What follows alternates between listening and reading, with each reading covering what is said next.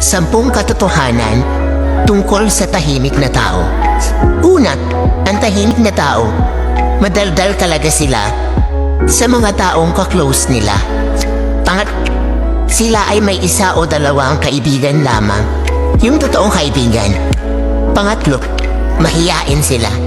Pang-4, madalas nagsasalita sila sa isip nila.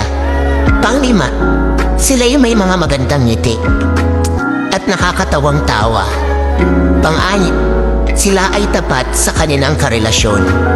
Pang-7, sila ay mapagmatsyag sa lahat ng sitwasyon. Pang-8, tahimik sila pero iba kung magalit. Kaya wag na wag mong gagalitin. Pang-7, sinasarili nila ang nararamdaman nila kahit nasasaktan na sila. Pang-10, pag sila nakilala mo ng lubusan at maging komportable sila sa'yo, doon nila ipapakita ang totoong sila.